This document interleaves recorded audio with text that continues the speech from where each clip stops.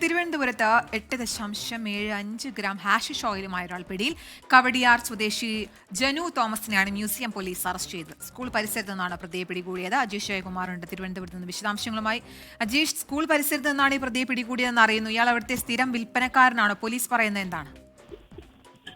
ഇന്ന് ഉച്ചയ്ക്കാണ് ഇയാളെ പിടികൂടിയത്. ഈ സ്കൂൾ പരിസരത്ത്, അതായത് പണ്ഡിറ്റ് ലൈൻ നഗറിൽ ഈ നിർമ്മല ഭവൻ സ്കൂളിന് ഭാഗത്ത് വെച്ചാണ് ഇയാളെ പിടികൂടിയത്. പോലീസ് ഇയാളെ കുറച്ചധികം ദിവസങ്ങളായി നിരീക്ഷിച്ചു വരികയായിരുന്നു. രഹസ്യവിവരത്തിന്റെ അടിസ്ഥാനത്തിൽ നടത്തിയ പരിശോധനയിലാണ് ഇയാളെ ഹാഷിഷ് ഓയിലുമായി പിടികൂടിയിട്ടുള്ളത്.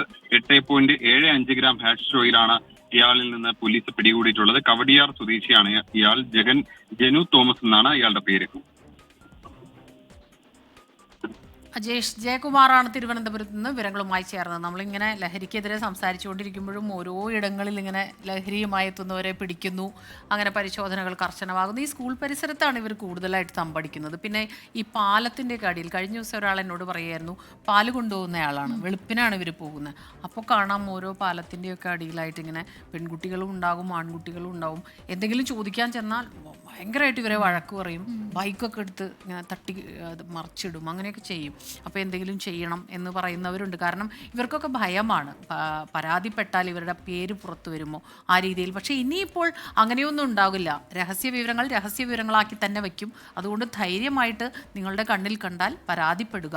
അത് മാത്രമേ നമുക്ക് ചെയ്യാൻ കഴിയൂ. അല്ലാതെ നമുക്ക് നിയമം കയ്യിലെടുക്കാൻ പറ്റില്ലല്ലോ.